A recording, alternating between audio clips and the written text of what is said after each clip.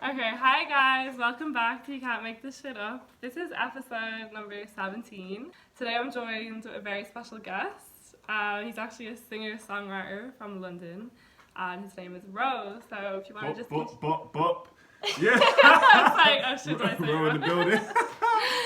Yeah, so if you want to just introduce yourself a little bit more, or did I already do it justice? No, you've done a good job, 100%. Obviously, as I said, my name is Ro, from West London to be exact, Acton. I'm an artist, an aspiring artist, songwriter, singer, rapper, just encompassing that all in its totality, basically. And obviously, it's my first podcast, so sorry if I'm a little bit nervous. We're taking this podcast whatever the case today. is. Cool. So, I'll say like a little bit how we even know each other. So, I first came across you at that night, the Mountain Jam Party. Was that what it was called? Mountain Evening Party. Mountain Evening Party, yeah. No, because my friend Shaq just asked us all to go, and then there was just a load of different performers. And then it was only when I went to see you the second time round at Brixton Jam. Yeah.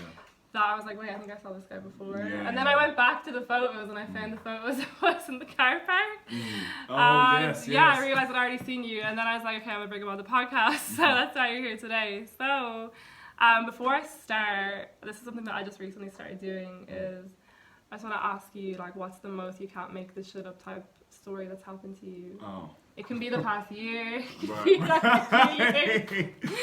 Yeah, that's to put you on the spot. Man. Okay. It could be from today, yesterday. Ooh, I think, okay, cool. Well, you mentioned Brixton Jam, so I think what I'll just say on that is, obviously, I had the first event, which was the Mountain Evening Party. This is the one which was spoken of. And then I think the next week, me and my friends went to the Brixton Jam just for like an event, basically, party. So obviously he was there, and I remember saying to them like, "Oh man, it'd be so sick if I was able to perform on this stage one day, basically, innit, and really just go crazy, everybody in the crowd, yeah, man." And obviously we just continued the night, and then 3 months later I had the opportunity to obviously perform there underneath DJ Luck and MC Neat, the garage legend. So that's so I cool. guess That's like a manifestation. yeah. That's really cool. So I guess that's my story on that one. Yeah, Hopefully that was good enough. that is a good one because I love manifestation and you basically spoke it into existence. So I wanted to just start from the very beginning. Like, tell me how all began for you, like how you became Ro, like how you decided you wanted to get involved in music. Yeah, man, it's a journey, man. It's a journey. Yeah. So, I'm 23 now, and this kind of began, I'd say, when I was a child in its essence. When I was younger, I was very into the arts. This was acting and music, to be specific. So I'd done like little performing arts schools and stuff that my mum put me in. Used to do like the singing, the sister act performances, and all of that type of stuff. So are you doing like basically stage performances? Yeah, it was like it was like Nice. singing, dancing, and all of that type of stuff. And then done a few battle raps as well when I was a kid, and I was like 9, going up against like 18-year-olds and stuff at the time, basically just building my stripes. Wow, that's scary for like. But I think it really started from my mum. She used to send me into McDonald's, and she used to say like to do like a little acting, like say it's your birthday and get a free ice cream. So I used to go there basically. Oh my gosh, she was trying to finesse. So I used to go there, and I was like, oh, my mummy didn't get me anything for my birthday. Can I have an ice cream? Oh my god. That's like teaching you emotional manipulation from young. But that's good. So thankfully, I turned into Batman with it as opposed to Bane. But She was just trying to give you some life skills. Yeah, so I done that, and that was really me just, doing the whole acting, or whether it would be going to one of her friends' houses and knocking the door and saying, oh, I can't, I was looking for my mum, is she here, basically, innit? And then she pops out from the side, go, hey, like, what the heck? But at the same time, I was, I love sport, basically. I'm 6'2" now, and, growing up, I was tall as well. I was very physical, into like sports. Athletics was my main discipline, but I love sports in general. So they were like two stuff that I loved growing up. it was sports and it was entertainment basically. But obviously sports is a form of entertainment. So, you know, when I look back, I guess it was just being able to do it. And I think that, you know, even when I look at my sport and, you know, well, I'll get into it more so later, but into the beginning of it, it was more so just putting on a show for people where they saw my talent. I was able to win and be successful. And at the same time, just entertain and have people roaring and screaming. I think I was really fueled by that as a child. Transitioning to high school now. And drama performances, I'm loving it. You know, we're doing all battle raps in the playground as well. But at the same time, You're still like that kind of still like. Yeah. Well, hey, meet me at the playground now, huh? I mean, it was similar to that. I think it was a thing where this is the time where I started understanding rap a bit differently. Yeah. This is when I started discovering, well, I knew about Tupac and Biggie, but this is where I was like more like into it and I became more obsessed by it. Obviously, I started high school in 2008, so this is like, within that time of, you know, those realms of what was happening within music at the time. And obviously, you know, primary school times, as you know, the whole nation was all like S Club 7 and all of that stuff, basically. So I feel like even back then, like rap wasn't a big. It wasn't. I mean, now it's the most popular music in youth culture, especially in America, and transitioning here into the UK as it forms. But back then it was very much bubblegum pop. Basically, that was what I grew up on. Like, literally, like for years, I wasn't even into like rap or anything that was different from pop whatsoever. Really, until like I would say like literally until I moved here and I started to like see the whole like scene. 100%. I mean, music as a whole from then until now, it's just changed drastically. I mean, even those who make, you know, traditional pop nowadays still like kind of add an edge to it now, basically, you know, to try and make it something different. You know, I think that kind of goes in with Gen Z and the whole cusp of millennials into Gen Z. But back then it was definitely that. So me just discovering this a bit more, you know, just liking the art of rapping and obviously singing as well. I liked R&B back then. So I used to just do it in the playground, just go up against my peers. We used to do it, you know, there'd be everybody singing around, watching, listening, bring the paper in, we're dissing off each other. It used to be like proper, you know, battle rap basically. But at the same time, the athletics, you know, was the showdown every year when we do the whole sports day, you know, who's the fastest or whatever the case is, and we just go out there and do it. Of course, I was the fastest. You must have like been like an all-rounder in school, like most popular in school. You could do everything, like.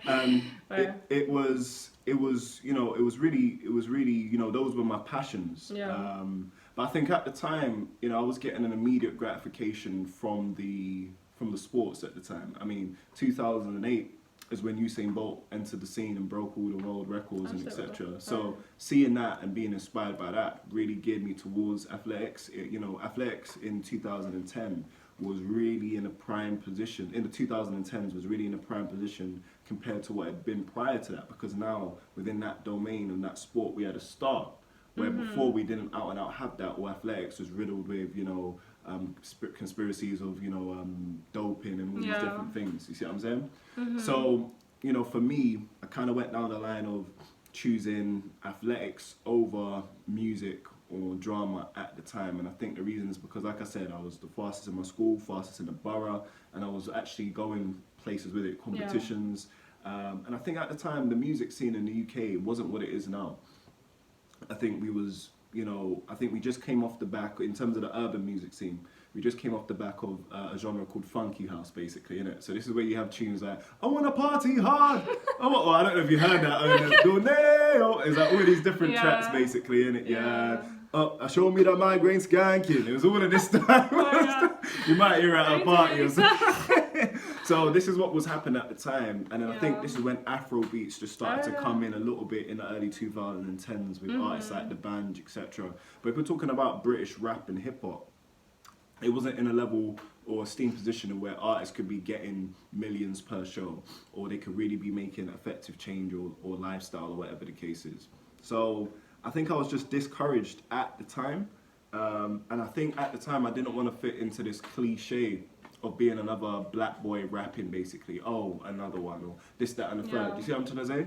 I was very conscious of that. I think at the time I was more like, you know what, if anything, I'd rather be like a politician. This is about me really deep in obviously stuff within politics. You know? Yeah. Rather than that, just to create some effective changes to do something different. You know, all my friends were saying, "Wow, you should do it," and you know, why not? You're sick, and whatever the case is, innit? And looking back, I mean, what I said, I'll go into looking back because not really regret, but I'll say to anybody at any given age, just to do it really and truly, because you know, it's weird. Even at 16, I thought, you know, if I wanted to learn a guitar, I'm 16, like I should have started when I was 12.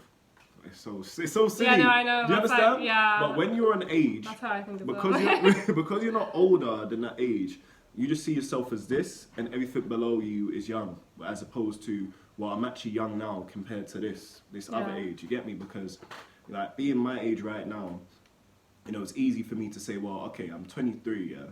I really should have started this music thing when I was 19 and blowing up, and it's too late. I might as well get a job, whatever the case is, right? Like a proper one, where I'm whatever.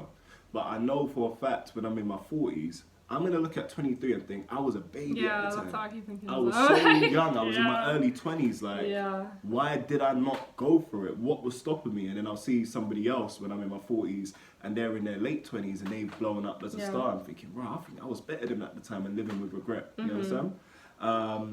You know, and that's a mentality I just tell anybody to have, just to do it within that moment, regardless, and whatever comes of that comes of that. But at the time, again, I just didn't see that. Yeah. And like I said, the music scene wasn't where it was. So when I was 14, so this was in I think 2011. Obviously GCSEs came, so it was a choice I had to make as to what to choose, and I got 4 options. And at the time, they had that whole this English baccalaureate thing, basically, innit? Where you chose specific subjects, you would be able to go to a Russell Group university. So it was like humanities, so this is either history or geography or language or whatever the case is. Now, I made the choice to choose Spanish over drama at the time, basically. And I was very good at drama at the time. Spanish, I was trying to get that to go into it because I wanted to keep my options open, you know. And that is a decision that, I don't like to say I live with regrets, but I kind of wish I made a decision that followed my heart, which was to choose a drama. I think at the time I thought, well, I don't need to do a drama thing to get into acting or whatever the case is. But just that skill and being in that environment, I loved it. Whereas Spanish wasn't something that I loved. And at the end of the day, I mean, I could have done a Rosetta Stone at any point in my life and just learned the subject. You know, I came out of the GCSEs and I got a C in Spanish. I didn't get an A. I probably could have got that in drama.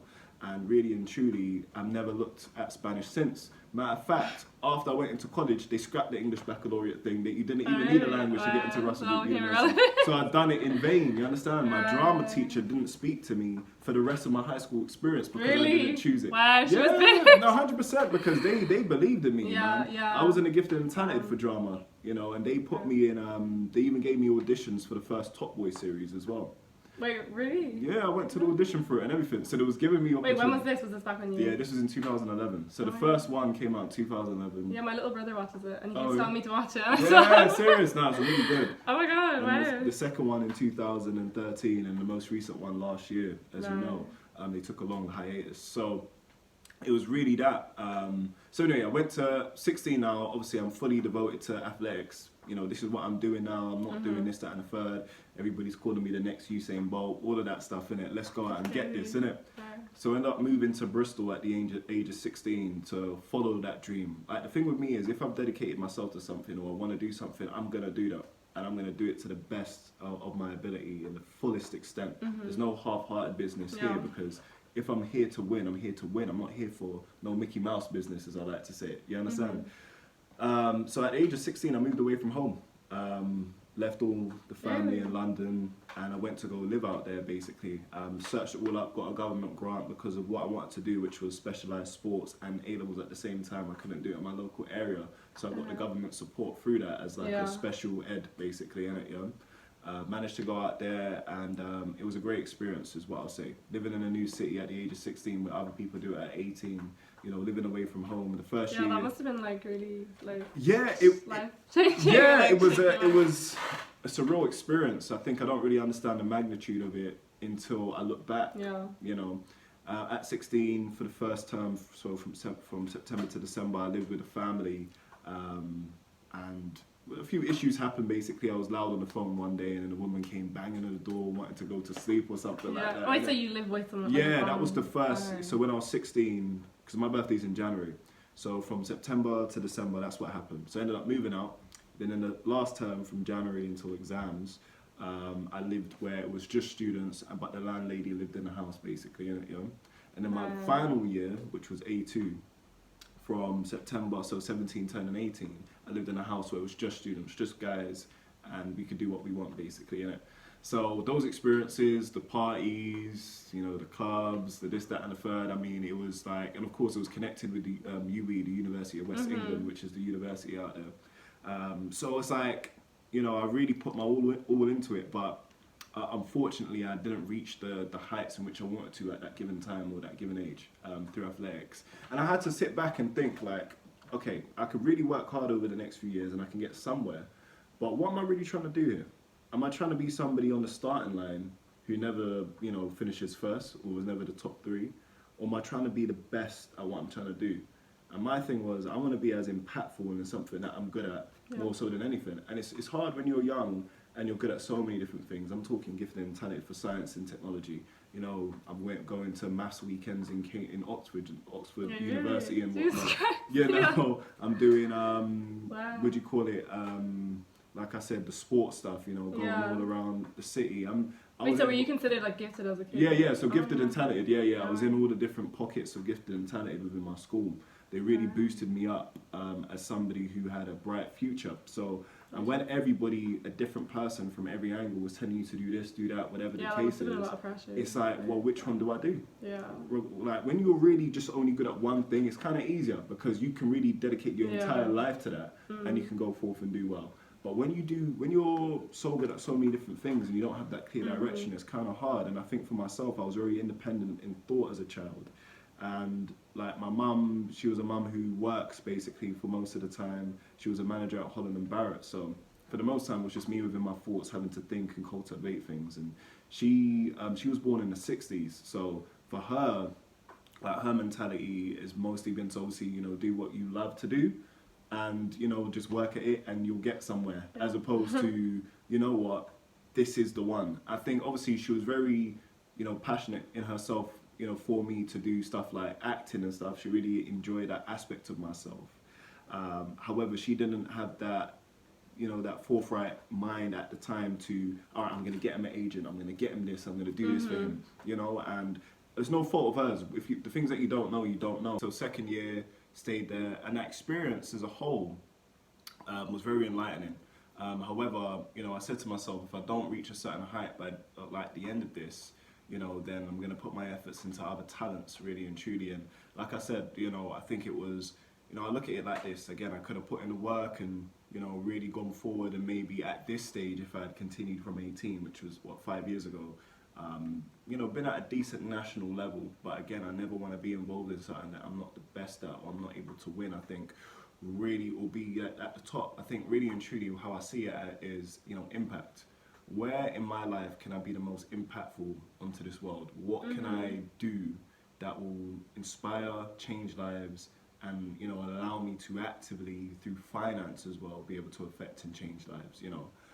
But I just knew at the time that the athletics wasn't something that was, you know, going forward with me. And there was a few different reasons. There was injuries which happened. You know, the coaching wasn't to the standard in which it needed to be for myself.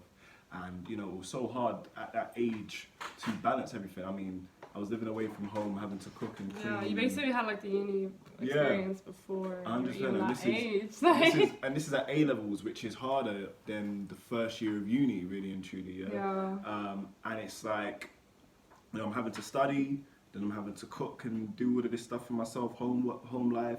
Then I'm having to, you know, be a full-time athlete at the same time. So when you're splitting yourself in 3 different, you know, parts, it's hard to manage or really give yourself full focus with everything. Because at times where I was just studying, in high school when I was injured and I wasn't able to do any sports, that's when I got the best grades I've ever gotten, because that's what I was doing. home life wasn't an issue to me because obviously there was my mum woke me up, iron my shirt, this, that, and the third. Yeah. Click like wash the clothes, all of that. Helped you finesse. I'm still dying with that. And then with the sport, of course, like when you're just doing that as well, you're able to obviously become better. When you dedicate yourself to something, you're able to become better. So, like I said, Bristol is a city, nice, vibrant city, full of culture, great experience, great people, good community as well. Learned so much life skills, met different people from different backgrounds as well. It probably means a lot to you even when you, if you ever go back there. Yeah, I mean, it represents a lot of who you even are today. Yeah, no, 100%. I say it's like, for myself, I definitely see it as a second home, away from, London, And it's just like, obviously I want to do more and where I'm connecting with the city a bit more. I'm in and around as well, and I just maintain the friendships and the relationships that I built there, and it wasn't in vain. It was for something or a purpose beyond just the athletics when I was there. Do you see what I'm saying? Mm-hmm. But yeah, so I came back at 18 now, and it was like I could have gone to university straight from college, but there was a few different things. Number one, I wanted to get into a good university because obviously, as I said, because of all of that, my grades wasn't the best. Number two was a thing where I was like, I lived away for 2 years. If I go to university now, from now until 21, that's 5 years, I'm never moving back home. Like, if I've left at 16, and I'm going to uni straight from here, there's no way I'm going back home. Not because of any stigma, but just because of my own mental... You feel like you're going back. Yeah, that whole progression of I've gone here, now I'm here now. Yeah. Where's the next step? You understand what I'm trying to say? And, it was situations like that. And obviously when I was like 17, I kind of had dreams of going to America and, doing my sports there and having a scholarship there, whatever the case is and stuff, innit? But of course you need to meet criteria in your sport and you're unable to do that, but I hadn't done that. So I decided, look, let me come back to London, let me just figure this shit out basically, innit? Let me just see, what I'm gonna do here. And, let me enroll into a college, do like a fast track course just to improve my grades. And to see what happens. So I'd done that, from 18 to 19, I went to Westminster Kingsway College in central London, in Chancery Lane. And, I came out with decent grades, again, improved my grades, and I kind of shot for the stars, basically. I applied to go to Lancaster University to do marketing, and my second choice was, Aston University, basically. Now, Lancaster, Russell Group, whatever the case is, but you need to really be getting the top grades with that.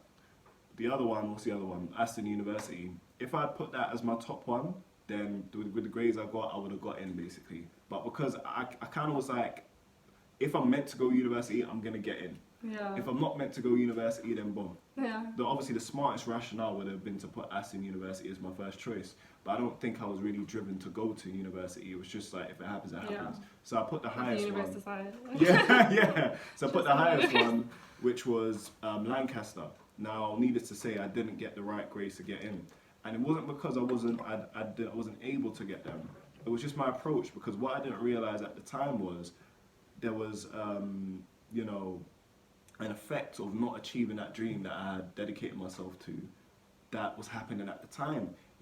I was slowly going into a depressive state, not knowing where I was at life or what I wanted to do with myself or what my purpose was anymore. When I was in Bristol, everybody here in London who was like, oh, what? My nickname in high school was Rats, innit, yeah? So it was like, what, Rats has gone to Bristol? Yeah, Rats, yeah. Why was it that? I don't even know. I was just writing it on a pencil case one day, basically, yeah. That's how like all boys get nicknames, like just some random. No, it was at the time in my house we had like a mouse infestation basically. Oh, really? Yeah, there'd been some like roadworks that opened up nearby, and a lot of the houses in the area was getting them. And obviously them houses with the little cracks here and whatever. Yeah, there's actually a rat in this house right now, like outside somewhere. We literally just got one. That doesn't bring back my PTSD. Wow. Okay. Yeah, I could hear it the other night. I was freaking out. Wow. Just a little TMI. Podcast might have to get cut short. Anyway, I'm joking. Yeah, it's not in the house yet. I think. I don't think it's coming, but we've seen it around. Jeez. But yeah. So I've had a phobia of them, really and truly. Oh shit. And the reason being is because my mum and my sister you know, in the early stages used to scream. So me as a child, seeing that's how it happens. It's brought the fear into me. Yeah, that's how you get me. Yeah, as opposed to if they was like just picked it up and thinged it, I think it like it's nothing. But because of that, it's traumatized me, and it's hard for me to get that out of me. I feel bad now. You get me? Telling you Me as big as I am, that small little thing, I'm like, oh, you understand what I'm trying to say? It doesn't look too. No, that's like an actual proven thing that they did like studies, like you know, I studied psychology. But like there's a really popular study where they like gave a little kid a rat. I think it was a rat, and he was fine with it. And then they started giving him the rat with like a really loud noise playing in the background. And then he like didn't like the noise, so then he associated that with the rat. So that's what happened. Like you heard your mom and your sister screaming, and you're like, "Oh my god, it's actually a scary thing." Right. Yeah. So like I'm a conditioning. Trust me, I'm the type of guy that will jump on a table and that when I see a mouse. Yeah. Okay, doesn't but it's a thing in where so I think when I was in high school, just through writing it, I was just dazed in writing on my pencil case due to the trauma. So I think another student looked over and was like, "What, rats? Yeah, that's you, yeah? Man, like rats. You understand?" And just like that, it stuck. Wow. So anyway, so they was all saying like, "Oh, like he's gone there." So there was that pressure, and I think for myself in high school, I had anointed myself as the chosen one. Yeah, but this came at the time with an air of arrogance, an air of, you know, I'm the shit, as opposed to more so just, you know, passive confidence. Yeah. And I think just to know that I went out, done this thing, shot my shot, you know, and it didn't happen, but to come back and be the disappointment almost, you know, affected me in different ways at the time that I didn't really know it had, you know. Right. So anyway, I come back and so I don't get into university. Then I think, okay, maybe I might do an apprenticeship. I looked into marketing apprenticeships, went for a few interviews, you know, some was positive, some didn't get through. And I was like, you know what, let me just, you know, set up my own little business thing. So I had a few ideas, you know, went to all different universities with this concept that I had, some like social concept that I was going to build. And I still might do it in the future, depending on what happens, basically. I just recognize that where we have the complete university guide, where you see all the statistics for university, you don't really see the social aspect of it. You don't really know how a university is in its social life until you go there. So, you understand? So I wanted to kind of build a platform where students can literally see how the social life is. That's a cool and idea. Make a judgment from that, basically. And I went there, but then when I turned 20 is when the depression became a bit more severe, and where I was just waking up, eating, shitting, sleeping, waking up, eating, shitting, sleeping. And I was like, well, what the hell am I doing here? What am I really doing with myself, you know? And then That's fun that you went through all those like different life choices before 20. Like you actually experienced like a lot. Right, before, 100%. It's crazy. Most people do experience anything, yeah. Right. So it was having all of that, you know, being the one but not fulfilling my potential, you know, is what I felt like. And I think, you know, what ended up happening, I was in a relationship at the time, and me and my partner at the time, me and my girlfriend at the time, set up a business. We set up a smoothie business, and I think, you know, and I think it was just a plunge. It was like, let's do this. I think I had the idea for like 2 years prior, and you know, us doing it, you know, saying I was going to do something, and it actually happening gave me a glimpse of hope. It was like, okay, so you know, there is possibilities that when I say I'm going to do something, I can actually do that. It can become real. Like, I can actually have my own smoothie stall. We were selling it in a market stall, and it done pretty well, to be honest with you. Where are you selling it? Like in my local market stall, so Acton Market basically is where I was selling it, you know. And it was called Dan Smoothie. So my government first name is Daniel, yeah? Right. But the reason why I call my artist name is Rose, because that's my surname, Monroe, innit? Okay, yeah, so, I actually saw this. I think on your YouTube. I was like, wait, why is his name that? Dan? And I was like, now I got it. I was like, that's a cool thing to put that at this stage. Yeah, and obviously, since you mentioned the YouTube, because obviously you asked me off cam a bit earlier about the two different, like, the channels. Yeah, I thought the only thing you had before doing music was YouTube. I didn't know about all this the other one, stuff. yeah. Right, you really, like, tried a lot of things. So what had happened was I, at 18, coming off the back of going to Bristol, my friend Curtis and I basically said, look, let's just do this YouTube thing for fun. It wasn't even like, let's be big YouTubers. It's like, let's create some memories, go for a few festivals and have some fun. I wasn't even going to edit it. I tried to get one of my brothers to edit it, but he was like, oh, it's easy, you could just thing it. You know, it wasn't really helpful. So I thought, okay, you know what, I'm just going to do it, put it out, is what it is. I put out the first video that we put out on the channel was actually our last day of high school. So 2 years prior, I filmed the last day of high school. I bought a camera in and filmed everybody in it, yeah. And everybody had forgotten about that footage. And I thought, you know what, this would be good footage for me to edit now, 2 years later, before everybody goes to uni, and put it out, and then everybody can, you know, have that last glimpse. It's like, oh my goodness, I never knew this existed. I think I saw that probably actually. If I was And on this the is, channel. yeah. Probably most people go to the first video, so I probably did that, probably saw that. But. And this is like, yeah, so that's when I was 16. I'm so glad I filmed it just for myself and everybody else, because in years to come, I mean, what, 3 more years, and it will be 10 years since we left high school, innit? So it's like everybody can look at that and really, you know, just get something from That's it. like the biggest thing about when you want to like start creating stuff. It's like you can't even like, obviously it's good to think big, but like to think in like a real basic sense. It's like literally memories. Like that's even me doing this podcast. I'm like, I just want to record stuff, so I have it. Like in 10 years from now, I just listen back and be like, wow, that like captures a certain period of time. 100%. I think that's just really what it is. It's just making sure you create them timestamps and make sure there's meaning behind it, in and around it. And I think that's just the origin of where it was. It was out of just love, just for going to festivals and enjoying oneself, you know.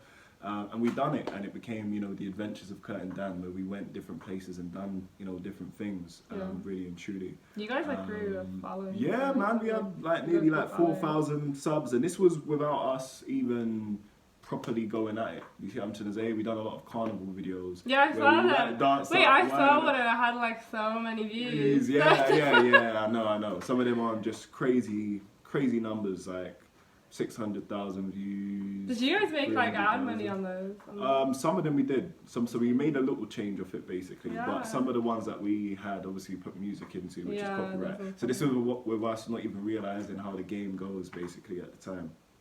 So but obviously, so I'm going to come back to the YouTube channel because of course we don't do it anymore, but there's obviously a reason to that, right? Yeah. So anyway, so all the time in this, obviously we're doing it, and I'm kind of thinking, like, you know, YouTube could probably do something for me. I don't know. This is where I'm kind of more getting that whole entertainment side of things. Wait, so it was when you were still doing the smoothie business? Yeah, so we like same time. So I done the YouTube from 18 to let's say 21, basically, innit, yeah. So that's how we was really pushing what we was doing. And just you know, and I was editing the bulk of the videos, was putting it out, and like I said, like we go to Carnival, get recognised. People were flying from other countries. Like we met a guy at Carnival and came from Brooklyn. And I said, listen, I saw your video, and I said I have to be at this Carnival. Oh my god! Yeah, because they have so many views. Yeah, how you get all around the world. Yeah, people coming up to us wanting to take photos and all of that. I was like, wow. I think crazy. It was like it was surreal. Yeah. It was like, you know what, this YouTube thing could actually be it, you know.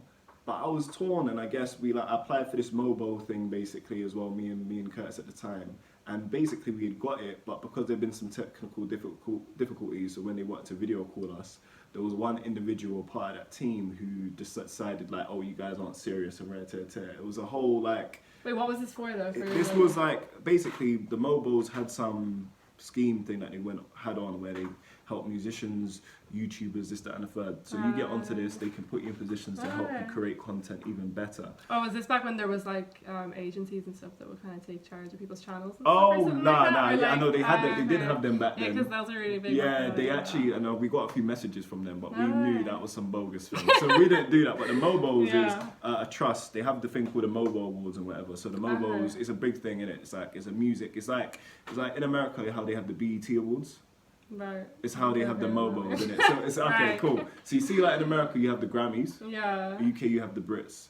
So they have this thing in America called the BETs, which is the Black Entertainment Television. Yeah. So it was like a MTV for like black music, basically. Yeah. Right. So they have the same in the UK called the Mobos, which is the music of black origin. That's what it stands for. So it's an official governmental partnered charitable thing, basically. But there was an individual who was, you know, because I don't want to state the whole thing, because obviously hopefully they help musicians out. I've applied for them, but it's a thing in where he just didn't sympathize with our technical difficulties when we scheduled an interview call, and they liked where we was at and wanted us to go through. So like after that happening where we was unlucky, because what happened, as you know, when you make YouTube, sometimes what you do is you have like weirdly you have 2 channels or 2 emails sometimes, basically, like the way that it's done. So I think Curtis had accidentally made another email, and that's the one in which the guy sent it to. So we never saw it because we thought it didn't exist until we realized later. Do you get me? That's really annoying. So that opportunity got taken away from us. So it was like, damn, like, well, what's gonna work? Is this what's happening? We applied for this thing. We should have got it if we was able to do the interview properly, and now it's taken away from us. Where are we going to get this opportunity again? But anyway, at the same time, done the whole smoothie business. That was successful. Done a YouTube video that year. That was successful. And I thought, you know what, I'm going to go to university. Let me give this a crack. Let me do something.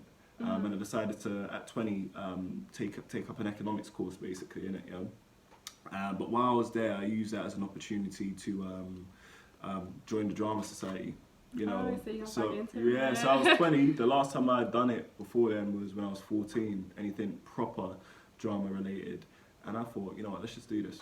Let's just see it. Like, what do I have to lose? I said I was gonna focus on my other talents. I guess this is it. Let's see if this is still for me or if it's not. Yeah. So that's really good that you got to reconnect with it. Like that. Yeah. So I done the audition, and I went to Goldsmiths. I'm still there at Goldsmiths University in South London.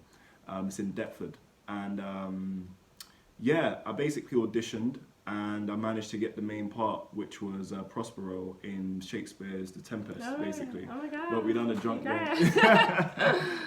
drunk rendition, and we called it the Tempest. Oh my god! I actually have heard of like drunk Shakespeare. That's what we done basically. Oh my god! So do you guys get drunk before you do it? Or so like... how it is one character gets absolutely pissed I've throughout the whole day. I've actually seen these. So one person gets absolutely pissed before it, and then at the halftime, the audience then buys all the cast members that they want to see drunk, get drunk, drink. Oh my god! You understand what I'm trying to say? And then at the end, everybody's just plastered. Who even thought of this idea? It's like amazing, but it's also like so fucking chaotic, right? Yeah, man. Wait, you've already done this? Yeah. So I was 20. When was this? Oh, this is like a few years back. Yeah. So this was, the audition was 3 years ago. Yeah. And then we actually done the play going into the new year in term 2. So I was 21. So we actually done it 2 years ago. So I was 21 when I done it basically, and I think. Did you already drink? Doing that, I mean, I can handle my drink basically, innit? Yeah, you probably have to give me some rum rather than lager and stuff, basically. Yeah.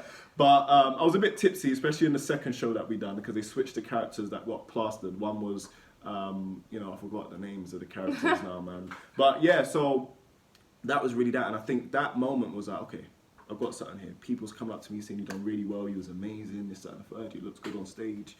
I was like, wow, and I had a lot of lines as well because I was the main character in it. Yeah, the whole thing's. Oh, you were the main. Yeah. Wow. So it's like it was really that, and I thought, okay, I've got something here. I've got to pursue this. So what I ended up doing over the summer, looking at drama schools, I ended up joining a drama school for the term when I went to uni from September to December, called Identity School of Acting. So I was going to university, then I was going to the drama school on top of that in the evening time, basically, and doing these classes. And again, I smashed it. I really sold myself in it. I said, I paid money to do this. I'm really going to go above and beyond and really showcase what I'm at. And I was one of the star people within it, and I really elevated. I'm just like laughing now because I'm thinking back to when I first introduced you, and I was like, how should I introduce you? Yeah. Like, singing, or now like actor, athlete, like everything. And it was a lot of different talents that you have too. Yeah, I didn't know this. And it was me really just forming myself into that. And I had a serious conversation with my friend at the time, Curtis, and I said, we linked up at a Starbucks, and I said, let's just talk about the channel. Because these times, just before then, we had kind of done our own individual videos on the channel called Day Out with Dan, Day Out with Curtis, because I realised, I was missing out on opportunities, and he was, because it was like we had to be together but we don't live together. We don't live the same type of life and the same flexibility just to do things, get up and go, and whatever the case is. He was in a full-time job. I was more flexible, so we kind of done that. And it was just like, we was at a point where I looked at it like, well, what do I want to do? And what does he want to really do with himself? Because we started this for fun, but now it's like people want to see the videos and it's become something else. Obviously I was putting in work in terms of videoing and editing some of these videos, and he wasn't as passionate or timely with it. And it's not a problem. It's just obviously depicted, where everybody's head was at, really and truly, innit? You change within what you want to do for yourself. So we just had a conversation. I said, what do you want to do? What do you want to do with your life, man? What do you want to do with yourself, man? Because I know in high school and stuff, because he's an actor, he's an aspiring actor. He said, I know that's what you want to do, so what's the whole point of this whole YouTube thing for you, And it was like, well, obviously, we can build this up and hopefully we can go into doing acting and da-da-da-da-da. And I said, but obviously the effort that we're putting into this is not going to give us the results, so maybe it makes sense for us to obviously focus on these disciplines and really commit to it, and where we can obviously do something which is feasible for ourselves, And obviously he agreed. He listened to that. And when I joined the acting school, obviously I sent him the link where he could audition, and he got in as well. No way. Yeah. Because when you have like two people doing something, it's kind of like you almost need to be like the communication is really important. So you know where you're both at. Yeah. You have to be both equally committed to it as well. Yeah. And it's never a problem if I'm doing something with somebody and their heart's not in it. My point of conversation is, okay, how can we help steer you, direct you to a place which is best for you, you know? Yeah. And that's really where we went to. Obviously, we're only 6 days apart in age. My birthday's on January the 8th, his birthday is on the 2nd. But he was in the adult group, because 21 is like the cut-off age. You have the under 21s group where you're 21 and below is where you're in that group, or you can be 22 and be in the adult group. For some reason, he was in the adult group. So even though he was the same. Yeah, so he was, he got put into the adult group where he was the youngest in his one. And I was the oldest in the child group, basically, the 16 to 21. And I'm glad I was in the one that I was in, because obviously that was the last year you could be in it, basically. And I think I was really able just to inspire and push a lot of the people that was in and around my age. And I think sometimes when you have that youthful aspect as well, it brings you back into that element where everything's not so serious. You can have fun in what you're doing as opposed to anything. And obviously I was very competitive as well. I wanted to show that I'm the biggest and the baddest here. Let's do this. And I really put myself out to do that. These are the times in where I'm having this desire and this passion for music. It's coming back to me now, because for me, music and acting go hand in hand. You know, on the channel, we made a few freestyles. Curtis and I wrote them when I was 19. We done a few raps, put one out when I was 20. You know, and these times 21, I'm thinking, you know, I'm seeing the way that the scene is changed. You have these artists which are blowing up. You have Stormzy, you have Dave, you have Skepta, Grimes, you know, Flourish as well. Obviously now you have like drill music, and these artists are doing great things. And it's like, you know, I'm feeling, this is me. You understand? This is where I'm You're like connecting to it. You understand? And I think I sometimes look back and I think, all right, have I only tried to do this or jump on this because it's a popular thing now, or whatever the case is, and people really making money and all of that stuff. But I say no, because it wasn't something that I thought, let me try and do this. It was literally in my teens, I focused on athletics. That's what I tried to do. That was my career. If I was successful, I'd be an athlete right now. I wouldn't be doing music and acting and all of that stuff. It just so happened that wasn't my calling forever. That was just something that I was really good at as a high schooler. Do you get me? Yeah. It was just me really just revisiting some of them skills in which I had. So coming into it, I said, this is what I'm going to do. You know, Curtis and I went to a few studios in derelict buildings across the city, basically, which you would have thought were drug dens and stuff. You understand? Yeah. I didn't really have a lot of knowledge upon studios and local studios where it could be. It was just like, oh yeah, I know a guy who does a thing and whatever the case is, and you know, the story is crazy. And sometimes you just have to end up in really weird, dodgy places before you. And we're just there in a studio in a big building, in a big room, and I'm just, you know, rapping, and we're just starting this thing off, and I'm kind of just seeing. So had you been in like studios before that, or was that like your first? That was probably my first proper studio that I'd ever been in like that, I would say, And it was just like, I was just obviously talking with the guys, and it was just a conversation of, you know, like Curtis has been my #1 fan and supporter with this. He's been really riding and really wants to see me, like, away from him being a part of anything or getting any financial gain from me, you know, through being an association or us having a brand or whatever the case is. He's really been somebody that's been batting my corner, really and truly. Even when we wasn't the closest of friends in high school, he'd always been wanting me to do this music thing. I mean, I've got videos of when I was 14 rapping, and you see him in the background when I'm doing the diss raps and stuff. You understand?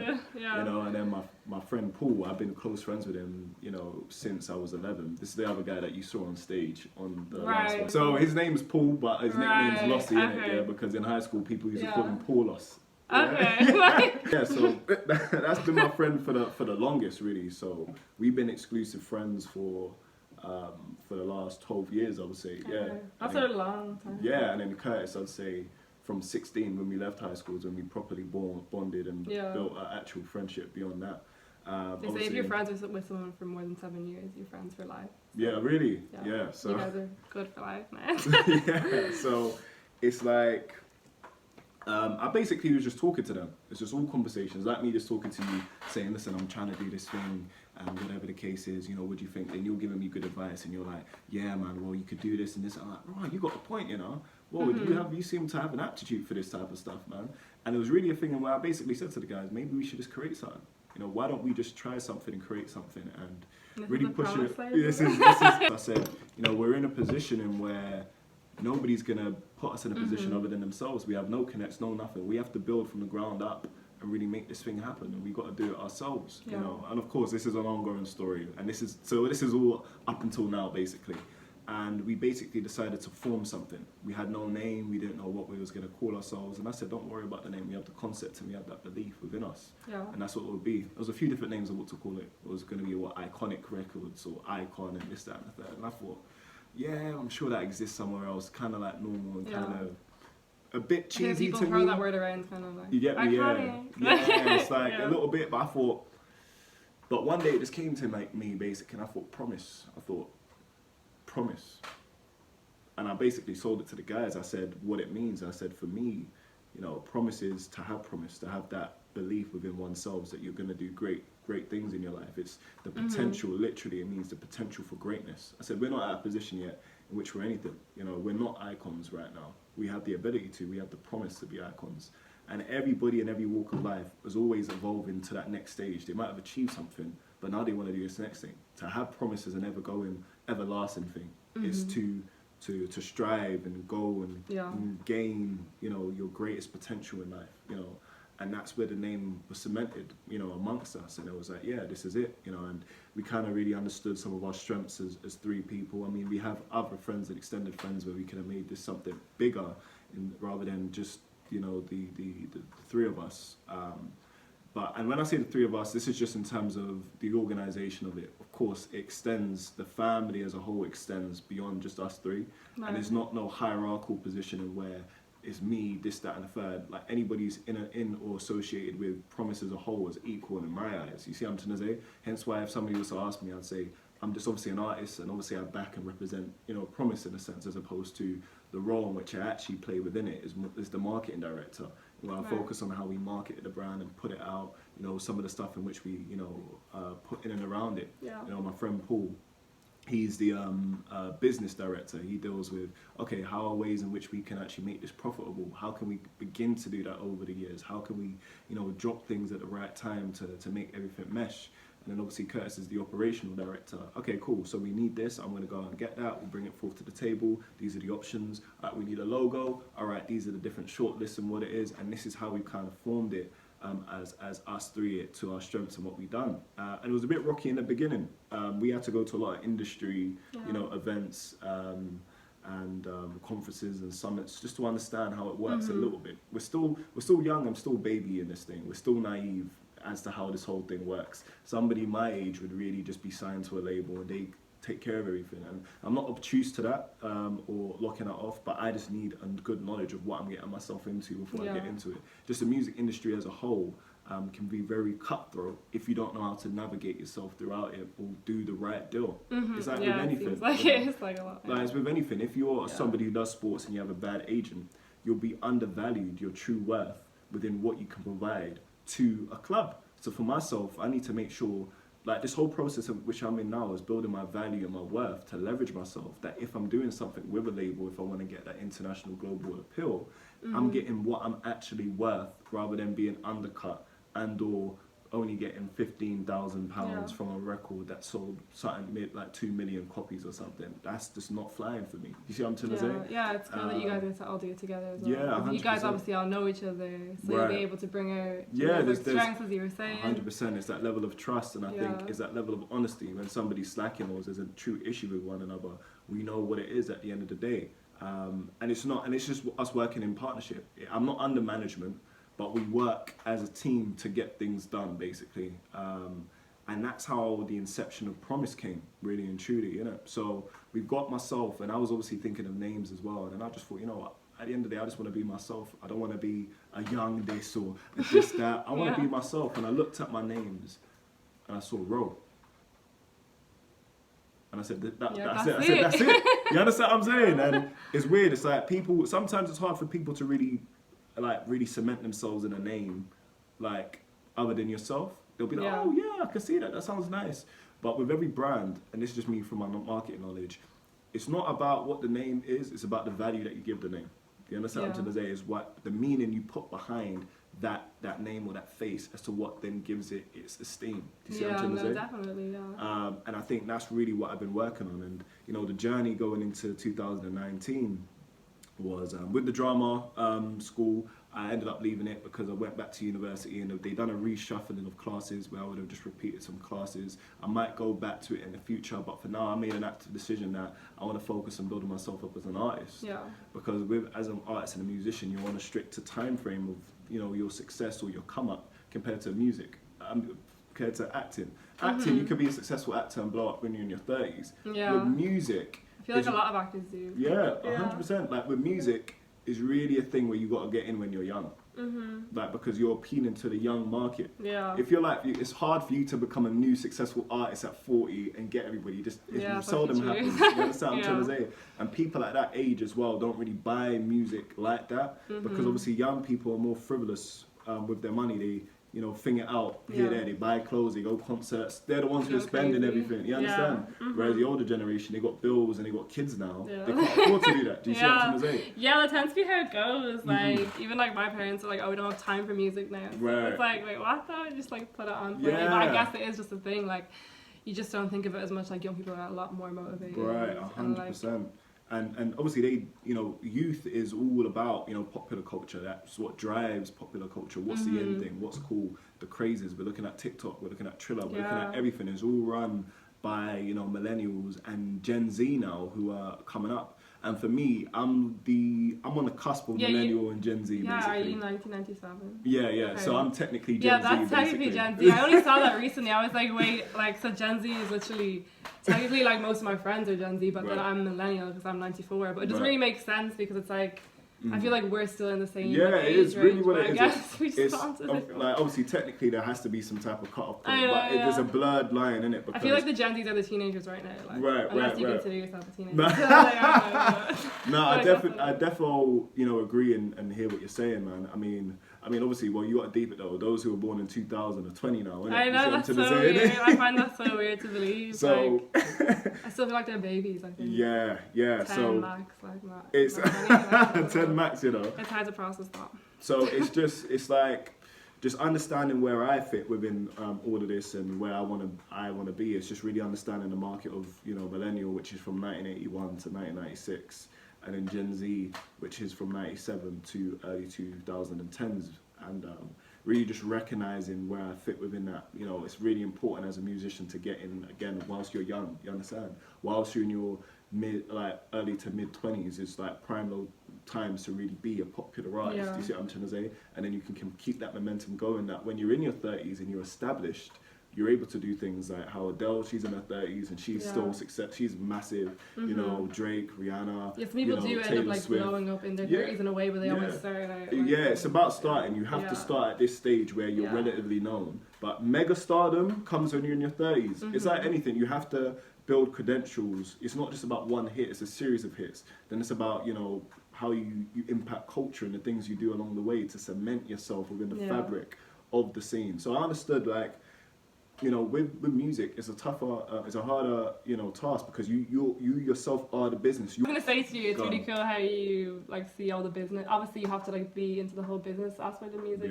Because sometimes I'm like, oh, you just need to like, you know, find out what you like and then go with that. But you actually have to be smart and know, like like the people that you appeal to, like your target audience. Right. But just to even answer with the whole business side of things, I mean, I'm just in a position where I have to, innit? It's not that I want to. Obviously, it's good to have an essence of knowledge, you know, to navigate. But really and truly, I prefer to have trusted people around me who have these skills and this knowledge and where they can obviously just deal with all that stuff. Because for me as an artist, the greatest thing that I can do is focus on the art and create great quality sound of music and continue to evolve that and evolve different sounds which really resonate within people's souls and really allow them to come to the shows, experience the music, and it does something for them. I can do all the business stuff and it's in front of you, but the quality at the end of the day is the most important thing. And if I just obviously have a basis of knowledge of what I can do independently now, when it comes that time to where the team expands and or there's professionals that come onto the team and or assigned to a label or whatever the case is, then of course we can then do it a different way. But as long as I'm building that foundation, that's what's needed for it to be strong enough to obviously then build a house on top of that come the time. Do you see what I'm saying?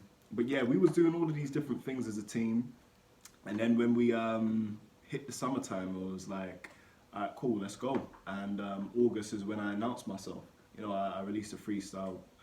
This last August. Yeah, Okay. and it Yeah. was the freestyle. I was like, allow me to reintroduce Oh, yeah, myself. I know My name is Ro. I feel like I'm at your show R right to now. the OE. Yeah. And for that, it was like, you know, you need to know, like, everybody knows me for this athletics. You know me for all this stuff.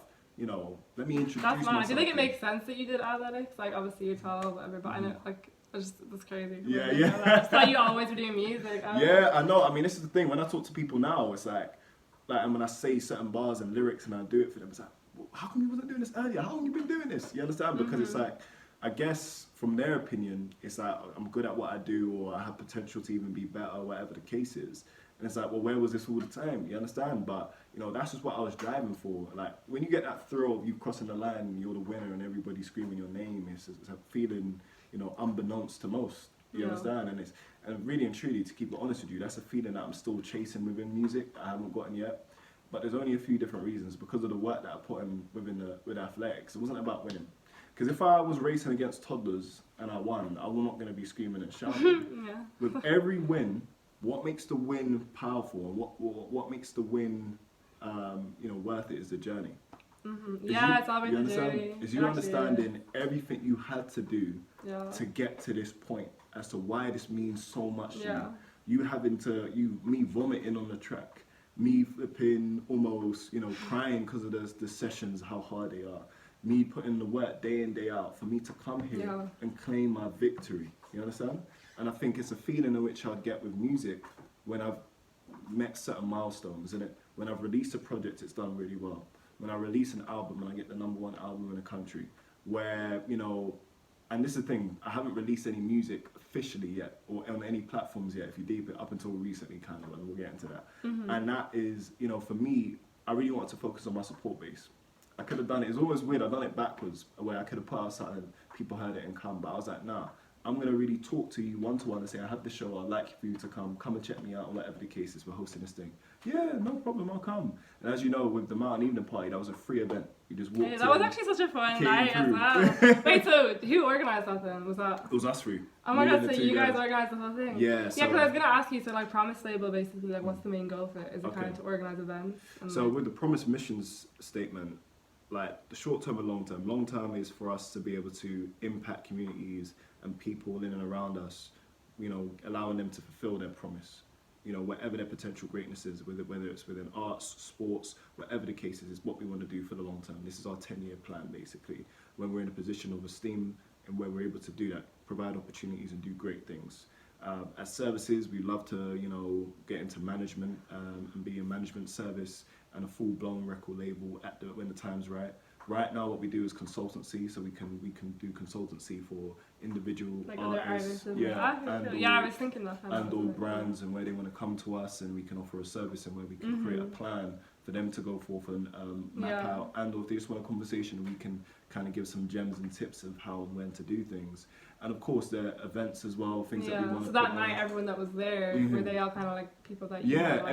everybody that you know, I knew, and you know, my friends knew as well, basically. And we really wanted to set something where we wanted to begin with the people. We want to send a message where it's about you rather than us. You know, all the artists in which we got, some of them we didn't even know. Like, we put certain stuff out on socials saying people from West London who create art, whatever the case is, get at us. And with Gabriella, who was the singer, you know, we only knew her for like, I think 2 weeks, and we put her up on there. Jumper, who was the opener, we met him at one industry event, he done it. You know, we got all these different people to come and really perform and really do. I remember I walked in and I was like, oh, the lights are really cool. I was like pink and purple. Now I literally have pink and purple lights in my room. Maybe. I remember there was like money that you guys shared. Yeah, we put money in balloons, fling them down and popped it, and you know, people won prizes, came on stage. We really made it about them. And of course, looking back, you know, there's definitely more that we could have done in terms of promoting it and marketing it to make sure that there was more people there. But it was such a quick turnaround. We kind of got that done in 2 weeks. Originally, we was going to have it in an outdoor park somewhere, whatever the case is, unlicensed. But we thought, we kind of want to make sure that it's something proper. We want to make sure people are there, and we want to do it seriously. So we rented out the club for the night, got the people there, got the artists, and of course, you know, this was my, you know, opening where people really got to see what I was about. Some people would have only heard that one freestyle from me, but that time they got the whole performance. And you know, I really it was weird because I was doing all the controls to make all the lights happen, No and then way. it came to me. I had to put somebody else there and I Oh performed. shit. Yeah, man.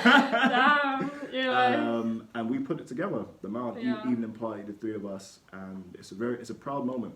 And I think that feeling of just having some of my close friends and family there, and really putting this thing on, you know, really inspired me just to keep this going. It really inspired me that, okay, I have something here, you know, and I really took all the feedback, all the criticisms, all the benefits, and thought, how can I make this better? Obviously, I went to this open mic at the BBC Introducing Stage live thing in the Tobacco Dock in East London, done a few open mic performances there, sent it off to this company called Loud in London, basically, who do promotional events. I shot my shot, and they said, hey, yeah, we'd like for you to be on the billing. We like what you do. All you have to do is just, you know, sell X amount of tickets, and if you're able to do that, boom. We ended up selling 100 tickets, basically, a big jump from the Mountain Evening Party. Yeah. We sold, obviously, T-shirts and merchandise at the time as well. And I put on a proper, that was another level, because I added the acting element within it, as you remember, with the skits and stuff. You get Oh me? yeah, I saw that. Yeah? No, because I know you have like the Promise T-shirts, Right, and you were right. trying to sell them, Sell or like them. the tickets as well. Yeah, the I Promise. So you can. Yeah. So what we began to do is just create a tribe. We began to create a family where you know you can identify who's a part of this thing based on what they're wearing. You understand? And this is all about me releasing a single piece of music on any streaming platforms. Not to say that I'm proud of that. For me, the reason why that was the case is just because I've been really chasing for the sound. I've been chasing for that right engineer that can get my voice the way it needs to be on the track for people to really hear it. I'm not trying to put out no half-assed. I mean, crap yeah, it's music. pretty cool too, because people clearly still like know your music, like at like your shows and stuff. Everyone like sings along and everything, so it kind of shows like the power of performing over even just like bringing out or releasing music. Like 100%. especially today, I feel like a lot of people start off and they don't release music for a while. Right, 100, and I think, you know, that's really what my drive was. I mean, that whole Bricks and Jam show, obviously we made it our own, really and truly. Of course, there was a warm-up, so when it came down to R1, it was like, this is us. And even when I jumped into the crowd at the end and all of that stuff, it was really a movie. And for me, that was a really important performance for me, because obviously 2 weeks prior to that, my granddad had passed away, innit? So it was like, it was the build up to that, and you will see, obviously he lived with us at our house, innit? Oh, really? So it wasn't like we got a phone call, I was getting ready for work, and then going in the living room and we found him dead. You understand? Yeah, man. So I had to like try and bring him back to life, all of that. He was looking forward to the performance just to see the footage. Was he like healthy, like everything? Yeah, I mean, for the most part, I mean, he had like little diabetes and all of that, but I think he had a heart attack, man. It was just, he was 84, he was old, but I think it was, and obviously, you know, he's got other grandchildren who are in like their 40s, innit? So they obviously, they've had opportunity. Grandchildren? Yeah, he's had like opportunity to, like, and these are like cousins and siblings who are much older than me, innit? I'm like one of the youngest grandchildren that he has, you get me? So, like, it is what it is. I was just born late, you understand? Where he wasn't able to be there to see me actually make it, compared to like my other siblings and stuff, where they obviously in their 30s, 40s and whatever the case is, and cousins and stuff. So that really was a sentimental performance for myself, and I had to, you know, do a lot. I had to do a lot within the family at that time, whilst obviously rehearsing, getting this and the DJ and whatever to put that together and sell T-shirts. It was intense. Do you see what I'm trying to say, innit? These times I was going through, like just before that, you know, situations with, you know, the girlfriend that I had where we had gone through a breakup and it'd been kind of like messy and stuff. You see what I'm trying to say? So yeah, it's like when real life gets involved. Yeah, with, like your working life. 100%. It's hard to balance it out. Like 100%. And something like music, which is very soul bearing, because you have to be very honest in your music. And this is the thing. For the most part, I like people to come to the performances and just enjoy it. Yeah. You come, you feel the vibe, roll, or and if it's heartbreak, I'd rather with you. Oh, I remember that one. You understand, innit? Yeah. Or I've been getting litty with the gang. Like, you understand? What I'm saying? You have a lot of different moods. Yeah. So different emotions that you try and bring through. And I just try and make sure, regardless, it's all the vibe, and you really take it. But I have some really deep, intricate, some like real stuff that's coming out, and this goes into what's happening into the new year. So originally, I planned to release this project of mine called The Internship in April. Right. This is the one in where, as you remember from the performance, which was called The Application, it was a whole application for the internship, which was going to happen in it. So it was a theme that I was running. I remember. It was like, you had little like messages, like little voice messages. I was like, hello, is that Daniel? Yeah. I'm kind of in a performance right now. Great, this is Lorna from like Make Your Dreams Come True. So it was all and of was that. that going to be the name of your project kind of thing? The internship, right. So Like an EP or just like... A mixtape. Okay. Yeah. So that happened, but of course it was going to be released in April.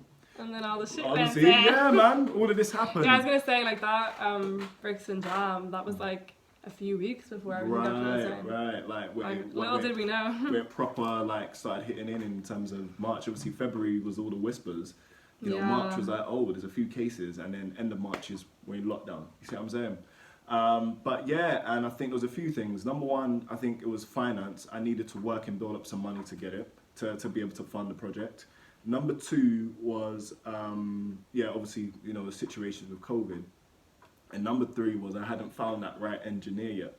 Now, when you do a project, there's a lot that goes into it. You have to understand and break down the actual intricacies of the finance behind it, because it costs money, innit? And then you have to see, where can I get return on this? And it's kind of sometimes hard when you're an independent artist, where you don't have a massive fan base, of seeing where you can leverage yourself, you know? And basically, lockdown happened.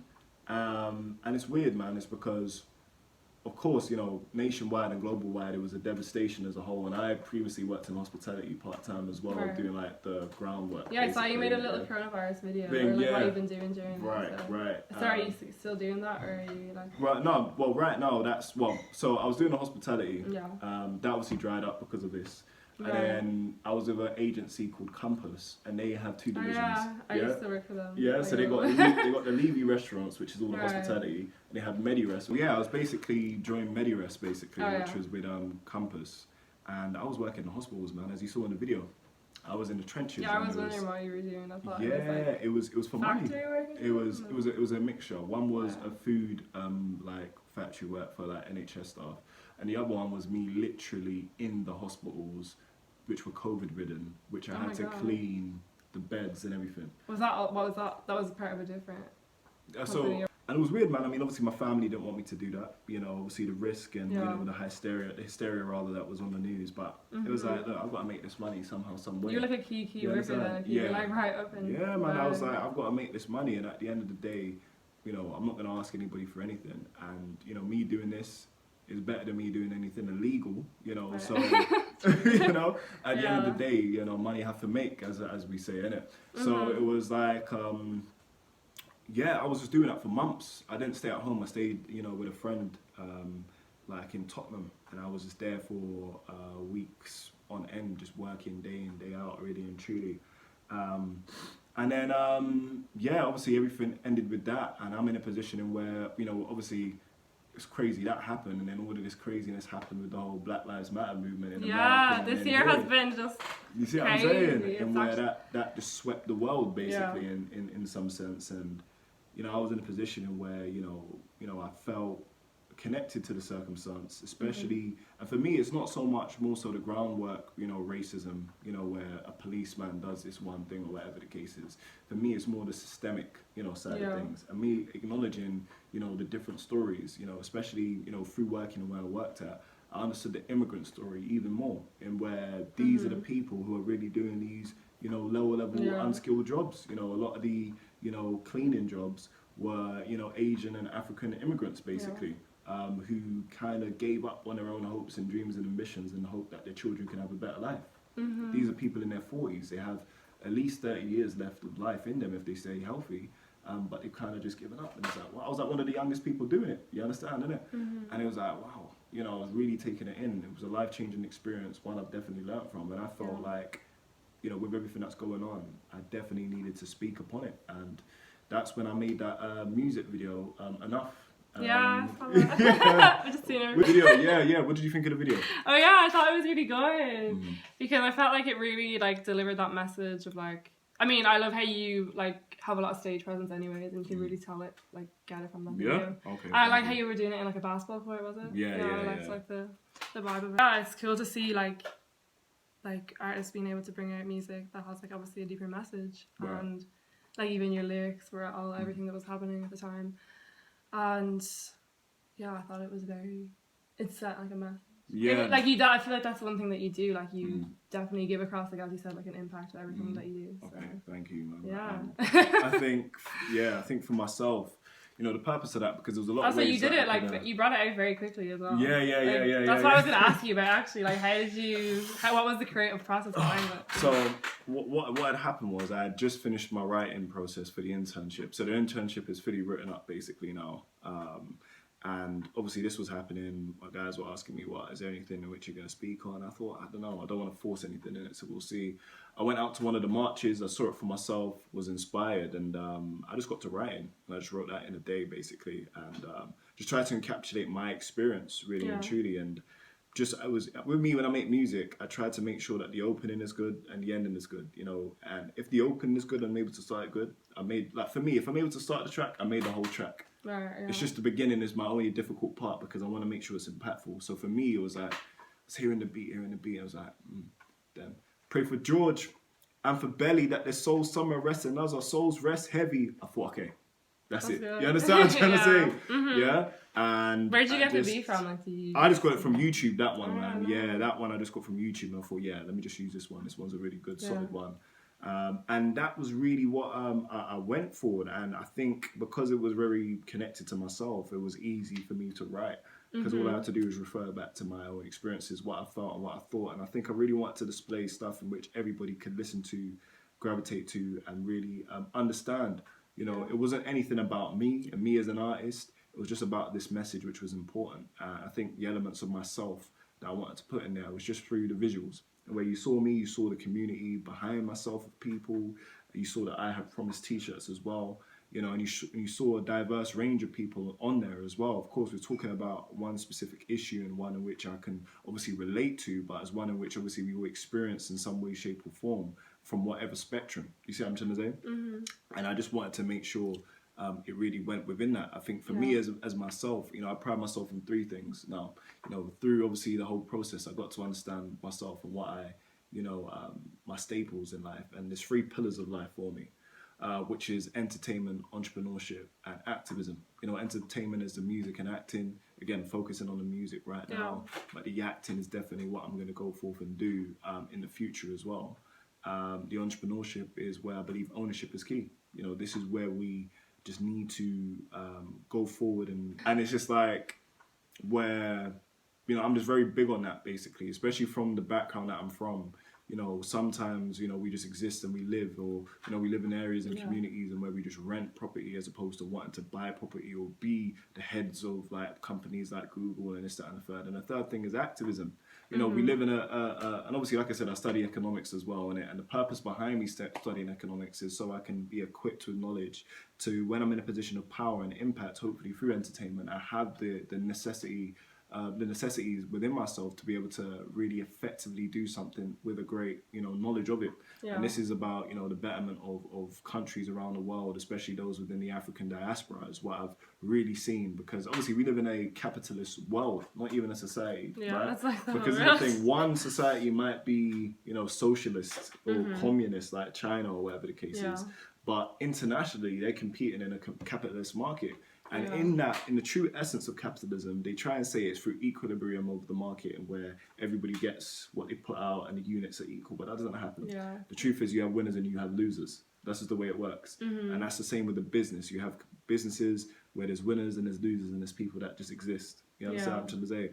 And it's the same with countries. You have countries which are at the top that are winning and countries which are losing. And for the most part around the globe, you know, countries which have, you know, people of the African diaspora seem to be in a disadvantageous position compared to everybody else. For myself, being somebody of privilege compared to other people, especially from, you know, my home island, which is Grenada in the Caribbean, Paul, his family from Kenya and as such, is understanding that obviously we're here, we're able to get educated, and it's just using that resource and that knowledge to obviously bring effective change to those countries that need it and that we obviously have ties to and connections to.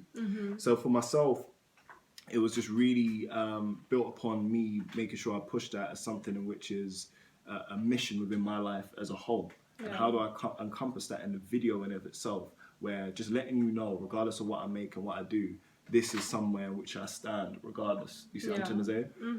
And that's really what it is, really and truly. I mean, Promise as a whole is built on supporting those who come from minority groups and those who are, you know, deemed as the underclass to come up and rise up and be great within themselves against all odds, regardless of where they come from.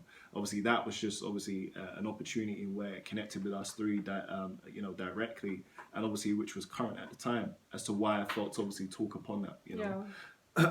And that's really what it came to. I was really surprised with the outcome of people that came out, and more than not, I was surprised with the response. I mean, you know, the video done really, like, I wasn't able to share that because it was like politically charged and all that. Really? Yeah, I wasn't able to put out any money or anything. Yeah, I saw people literally on like loads of YouTubers, instead of putting the word racist in their like titles, they would be spelling it like RAH, so like racist. Yeah, and like yeah.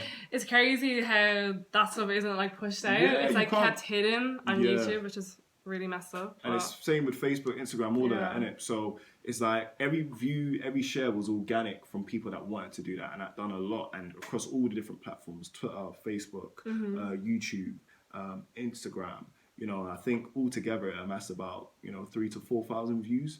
And this is just me just starting off from that frame, and so everything is just a stepping stone, bit by bit by bit. Yeah, so you have to see it like that in a way, like stepping stones. You can't just get to like, and even if you focus on, like as you were saying earlier, like it's about like focusing on the journey and not just thinking about the destination. Because there's a lot of people that will get what they want and then they'll be like, okay, well, what next? And they'll never be actually like satisfied with what they have or what they've actually achieved. So yeah, it's cool that you're focusing on like every little tiny step. No, most definitely. So, for myself to answer, what my target market is. See, I told you, bring it back, man. I forgot to ask that question. I think I've just recognized it as my target market. As I begin to navigate, I think I'll be able to see them more clearly as I put out some music, basically, because obviously the metrics will show who, I'm attracting the most. Yeah. But in terms of who I want to, I think primarily from the beginning, I want to say, the youth. I want to say millennials and Gen Z are my target market. I think because I sit on the line between the two, I think I have the ability and where I'll be able to communicate to millennials at a level, and hopefully Gen Z at a level as well, where they all resonate and connect with it to a high degree. Do you see what I'm trying to say? And is there an image behind them? Could I say they dress like this and wear this? Not right now. I think, of course, me as an artist and myself, I guess that's something which will transcribe as time goes on, as I begin to feel my own, cultural identity, and as that builds and manifests, and as it was represented through the shows, etc. I'm very big on letting the consumer dictate how things go, as opposed to me trying to dictate the consumer. See what I'm trying to say? Yeah, that's a good way to be though. And it's just.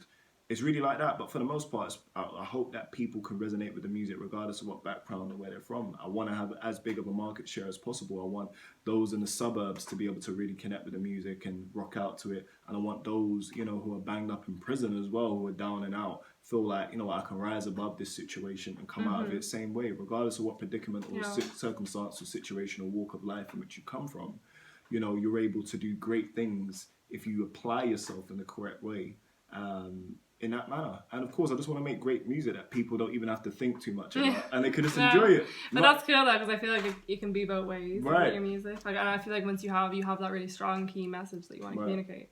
So I feel like the music can come out of that message then, 100%. And like hopefully it'll just flow really easily for you. 100%. They go hand in hand, and this is why you have tunes where for pure enjoyment it's litty with a gang and row.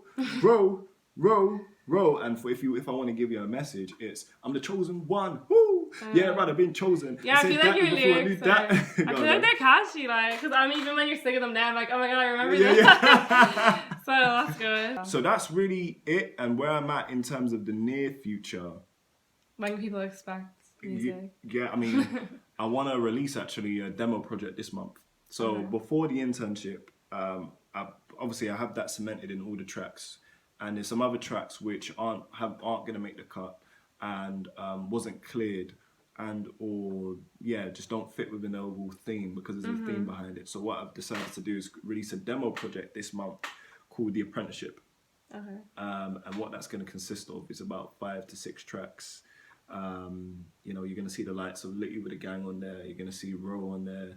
You're going to see, Allow Me to Reintroduce Myself. You're going to see Enough on there. Rather With You.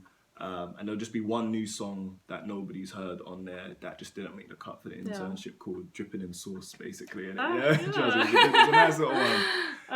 And that's going to be completely free. It's going to be on SoundCloud and YouTube. And I think it's something I'm just going to kind of just see how people respond to it, see what they like. There's going to be a little acting element in that. And then hopefully November is when we can release the internship. We'll be able to record it and package it properly, do the right promo. And that's going to be a 10-track mixtape, basically. For people to really hear and connect with. So the apprenticeship is just a demo project, just seeing, you know, what people feel. A lot of people have been asking for the tracks and all of that stuff, just to give it to them. And then the internship, the only track on there that people would have heard, which would be the leading single, was Chosen One. Then other than that, it's 9 completely new, fresh tracks that nobody's ever heard, that I've already written up. Some of them are absolutely smashes, bangers, that I hope that, you know, people can really just enjoy. And I think that's really where I'm at right now. We just take each step as it goes, and hopefully I'm able to collaborate with people, create monumental moments. You know, my next step is, I think I really locked in my support base, which is people that I know, who know what I do. I feel like you have. And they support that. They want to watch the videos, they'll buy the tickets. I mean, for me to have not released anything and just sheerly of support, being able to have sold 100 tickets, people buy t-shirts. Obviously, this was in December. Now, obviously, going by metrics and more people that I met, I should be able to do more. You get me? It's a thing in where... And I feel like you started out, like you've only just started out like what, a year and a half ago? And you've already done like a lot in that time frame. So it's like, imagine what you can do in another year. You see what I'm saying? I think, it's been a year. It was last August when I released that first freestyle. And of course, everything that happened over the course of the past few months kind of halted things up a little bit. Well, I'm just excited to see what happens from now until next year. It's all about me applying myself and working hard, and I'm sure I'll get there. I mean, I have eyes watching me who I just want to see what the next step is. And I think for any person, it's just about continuing to deliver. I mean, even within yourself and your podcast, man, you know, this is a, you know, a really good platform which you're building for yourself, and where obviously people are watching, listening. I feel like we're kind of in the same mindset, like, you know, trying to build something. And as long with, you know, as long as the quality is good, where people want to come back for more and they really enjoy what they get from it, as long as, you know, the consistency is there, they can trust you to provide something for them, you know, then it's just going to build and build and build, and it will surpass any of our imaginations as what can be possible in the most recent time. And as we know, all it takes is one. For you, it could be that one podcast which just goes viral and everybody hears it. You're sorry. You know, or for me, it could be that one song that does something, and hey, now I'm here. It's crazy. It just takes almost one little thing, and then it's like boom, like you're out there. People know you. What kind of creative process do you follow? Like, are you kind of the person that stays up all night, like thinking crazy stuff, like writing all the songs? Or are you more like organized? I feel like I'm someone that like stays up all night. Like that's when I get all my creative kind of energy. Do you know what I'll say? I'll say I'm a bit of both. I think I do make the best songs when I'm either in the studio or when I'm at home. For the most part, I make them at home because obviously right now it costs money to actually be in the studio, innit? So I usually like to make it with my headphones in my own solitude. And I think it depends on the track. If it's a fun track, I can just really hear the beat and just start writing, finish it off quickly. But if it's a track that needs structure and meaning, I break it down. I break it down like I'm doing an essay. So I do the points of what I want to talk about, what I need to touch on, and how I need to deliver it, and where I don't miss or mess up on one single word in the whole thing. And where you're hearing it and it's effective. You get me? Yeah, it's cool that you're like seeing it as an essay. I never heard like any sort of musician say like, I guess it is. Like, it depends on the track. It really depends on the track. Like Litty with a Gang didn't take me long. I wrote much of that, and when I was in my uni lecture, when I was like bored, and I just basically started writing it, and I finished it at home, and boom, I had a lit track. Where some of the other tracks that are on the internship, which you really get to understand me a little bit better, really know who I'm about, my background, some of the deeper issues or stuff, I really had to attain and give it its attention and respect. And I think through the samples that I've allowed my friends to hear, I think I've been able to achieve my intended goal through it. So I just hope that I'm able to resonate with people who don't know me, and it just travels beyond what I could imagine in this recent time. And I just keep the pressure up, and we just go with it like that. So that's really the journey, man. That's really the journey from... Oh my god, I love how I only had to ask you like one question. It was basically the whole podcast. I was gonna say, say for someone listening right now that wants to kind of do something that you're doing, like get involved in music, like what would be your number one kind of piece of advice to them? Because I like to share some wisdom on this podcast. 100%. What I would say is, I'll say to just do it. And when I say to just do it, I say you know, if obviously any person wants to obviously do some research, cool. You know, but don't bog yourself down with it. Don't obsess over getting it perfect, because you will find it. And I've been a victim of that sometimes, in ways like, oh, it needs to be this before I can release it, and this, that, and the third. But Enough was such a quick turnaround, and that was better than any other thing in which I had done, because it was organic, it was from the heart, it was sincere, and I just put it out for the love of the art. I didn't put it out for any other reason, and it just done what I needed to do. So anybody who wants to just start music, whether you're 16 hearing this or whether you're 28 hearing this, do it and just see what happens. You might not be the biggest here right now, but you might be the biggest in the Netherlands or Slovakia or something. You never know what can happen in your life. Do you understand? This music isn't just the UK, isn't just America, it's the whole world. So the best thing is to do that, and obviously enlist help when needed. Understand that, you know, it takes a tribe or a village to raise a child. It doesn't, you know, just take yourself. You yourself in that investment, that business need help. Like I needed my two friends. I couldn't do what I'd done without Paul or Curtis and their support, you know, their finance, their guidance, and us all working as a trio in order to make this happen. If it was solely myself, I wouldn't be able to do nowhere near as much as what I would have been able to do. All I would have probably been able to do is like a few freestyles online or covers that everybody else does. But I wouldn't have been able to bring the experience right to your face and be able to feel me, touch me, and hear this and really embrace this as I've been able to do. So it's really just making sure you have the right people around you. And this goes for anything, making sure that you begin. And begin doesn't mean, okay, I'm going to do and put out a song right now. Beginning is the process of, okay, I'm going to buy that mic so I can start this. You understand? The beginning is, okay, I'm going to, you know, book a studio session and just go. The beginning is just starting. And it's kind of like investing in yourself. Like that's why I started learning about it. I'm like, there's no point in like saving money, or like obviously there's investing in like businesses, and there's also investing in yourself. And like I'd rather spend my money on stuff like this, like getting a new mic, like this is the first time I'm using it, so I hope it sounds the audio's better, guys. But yeah, I'd rather, like, that's important to me now. I'm like, yeah, like I want to put my money into those things, so that way you get started, and you're investing in yourself and your future, and that will give you returns. Yeah, 100. This is all just putting in with hopefully this pays out. I mean, if in 5 years' time, I mean, I'm like Wireless or Glastonbury main stage and I'm getting $1 million for a show, I'm gonna look at this and think I made the right decision, as opposed to, oh my goodness, I spent this amount and that amount. You know, if you believe in your own source. Yeah, you believe you're it. You understand what I'm saying? You have to believe that you kind of have it before you can actually go and get it. Like you can't. It's like law of attraction. I don't know. Like, I feel like you're obviously like into law of attraction, manifestation and stuff. It's like I used to talk about it all the time. I don't really talk about it as much, but it's like you can't, if you're in like a position of lack. Like attracts like, so if you feel like you don't have something, then you're just gonna keep attracting like not having it. Whereas if you feel like you have it, you'll attract it. It kind of comes to like money. If you believe like I have money, you'll keep attracting more to you. Yeah, most definitely. So I feel like that's kind of really important. That's really it. And that's why for me, I think if somebody was to ask what my favorite song is, it'd probably be The Chosen One. Just because I kind of flipped it. Before it was youthful arrogance when I was younger. Now it's just motivation and inspiration, and where, you know, I hope that when you listen to that track and you're playing over your speakers and you're saying, I'm the chosen one, as you sing along to me, whoever's listening to that is feeling like that's them. They're the chosen one within their life to go and achieve and be great in everything that they could possibly dream of. That's really cool. That's why you're sending them energy through the song. Yeah, that's definitely. What is something that people wouldn't know about you? I mean, I guess that athletics as well, but anything else that like people wouldn't expect like that to be Rose? Like, damn. Like some real top secret. Share everything on this podcast. I mean, you asked me about the rats thing, and I've said that whole embarrassing story already. Some random fact about you people wouldn't know.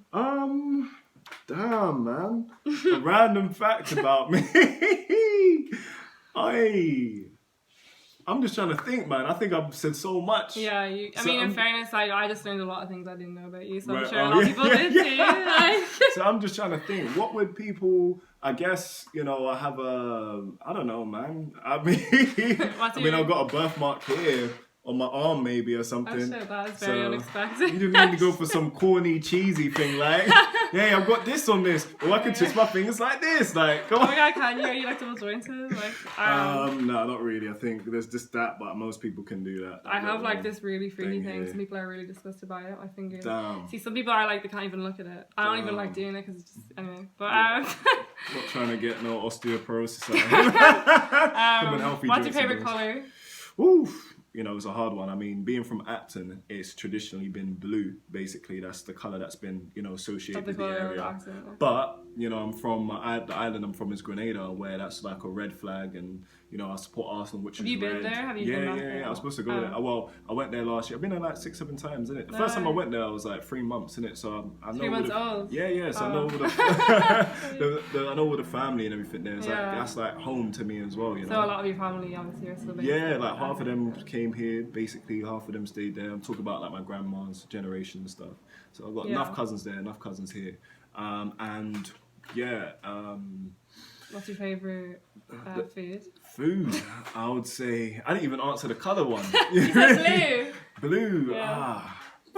I don't really know, you know. I think my favourite colour is, what's a colour that I look at and, you know what I'll have to say? I think right now I'll settle on my favourite colour being, probably yellow, I'd probably say. That's my favourite colour. Yeah, oh yeah? Yeah, cool. literally. So I'll say yellow for now, right now. That's how I feel, really and truly. I think when you wear it, it just makes you feel like you're shining. You know? Food, I would say, what is something that I could just eat again and again and again and again?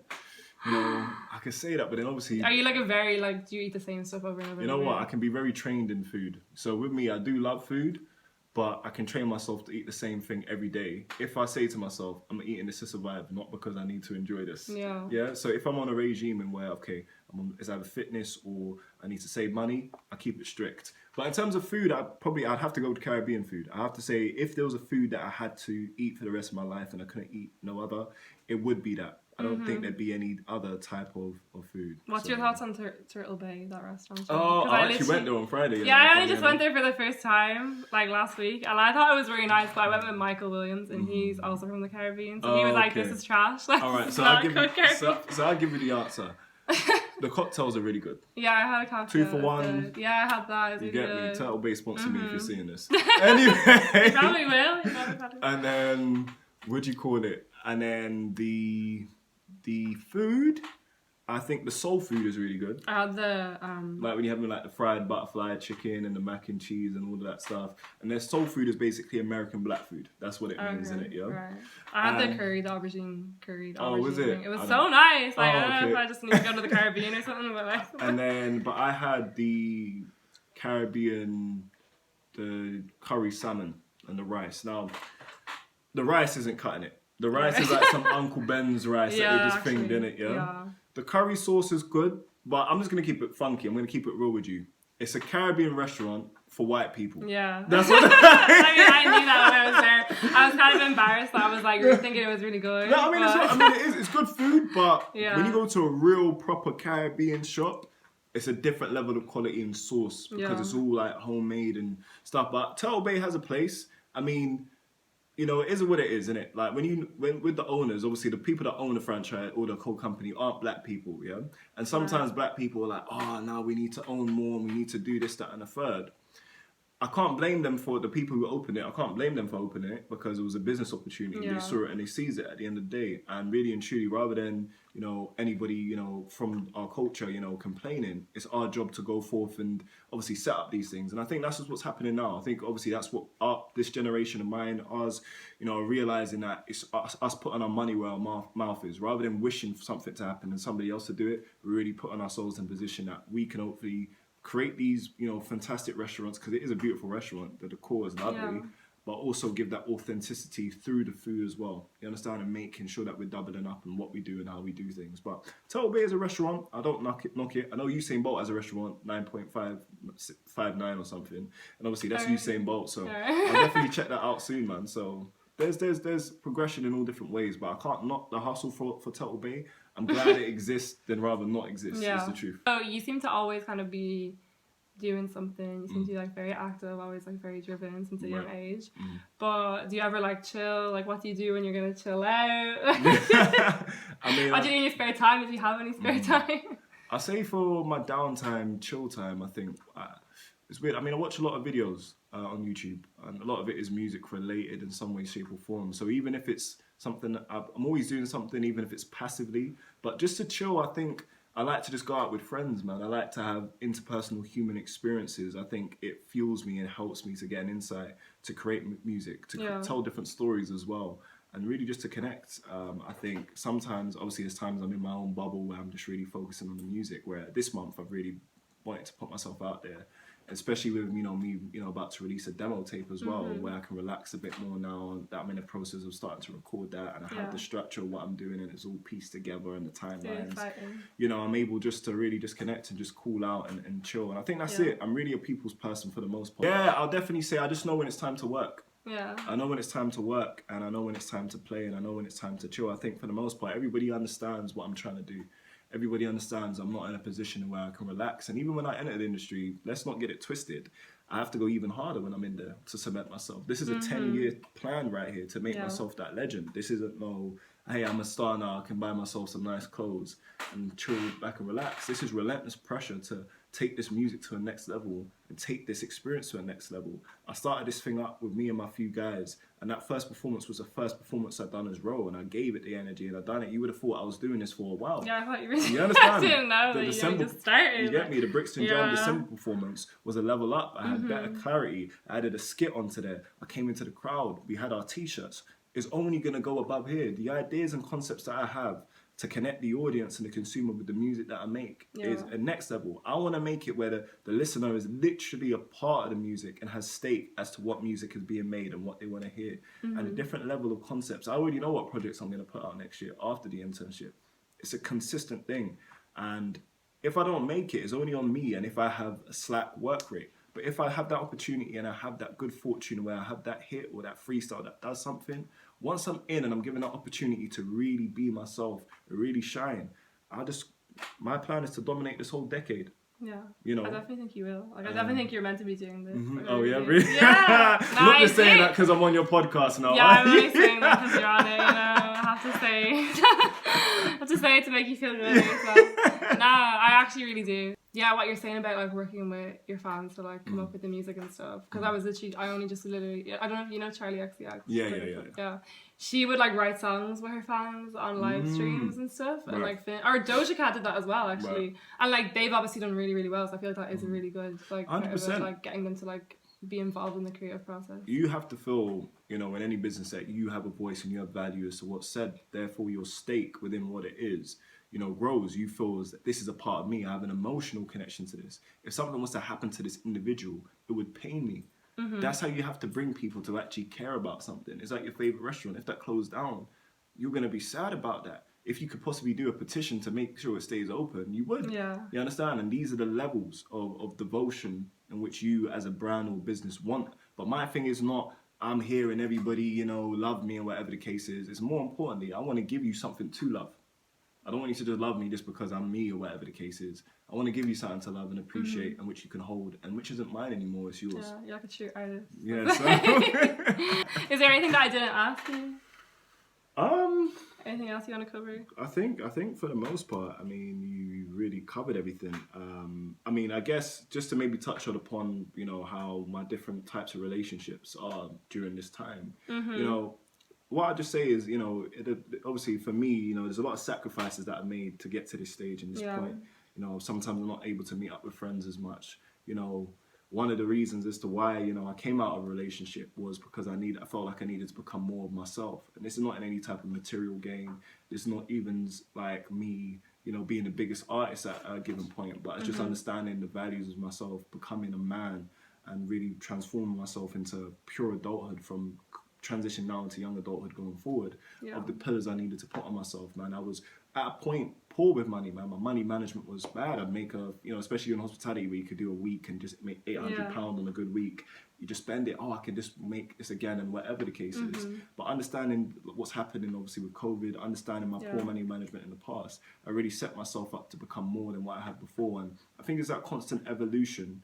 you know, and obviously what it takes for that. And it's really about making sure that I have the right people around me, rather, who can really understand that and where they can respect that and see where I'm going in my, you know, planned trajectory, and hoping that, you know, it's all worth it in the end. Like for me, I see myself, although I'm not an athlete, I'm still an athlete at heart. Yeah, do you still do? You like, know, any athletic? well, I don't do it physically anymore. I definitely want to get back into a sport, basically. And I want to see how fast you can run. Like, oh gosh, man, don't put me on the spot now. Like, just because you said, like, I was like, you make me start doing star jumps and burpees in the garden, man. You just run in circles. It was, it was a thing in where, you know, that work ethic of, you know, just working hard and being devoted and being driven is there, and it's understanding that, you know, I'm in season, and then when it's off season I can have my time, but for the most part, you know, although I'm an artist and I have flexibility, my friends who have jobs are only available on weekends and only have 28 days off in a year. I understand it. So similarly, you have to understand my scheduling throughout the year and what you know, where I'm driven and where I need to go and where I need to be. And the truth is, I'm still finding myself, man. This journey still goes on. You know, this is a journey that's taken 5 years to get to, from stopping athletics. Yeah. Now I'm here. What are the next 5 years going to be for me? I don't know, but hopefully it's greatness. That's all I can say. I definitely, I do believe that. So I do. Like, I feel like because you were so driven since you were so young as well, and your mom really instilled that in you, like you followed through your whole life. Like, I feel like you're definitely destined for great things, and that was a good ending. Yeah, Thanks for coming on the podcast. Thank you for inviting me. Like, yeah, so hopefully much. we'll get you to come back. Yeah, like, I mean, time next year at some point when everything's released and like. I know I rambled on and all that. Obviously, so if you guys have survived through all of this and even like the pauses in the video and whatnot, and well done on you. Shout out to you, man. Yeah, well done, guys. Thanks so much for listening. Don't forget to share this. Go watch the YouTube version of it. Like it, share with anyone you think would be interested, anyone trying to get involved in the music industry. And yeah, I'll see you back here in 2 weeks' time for the next episode. Cool, thanks guys, bye.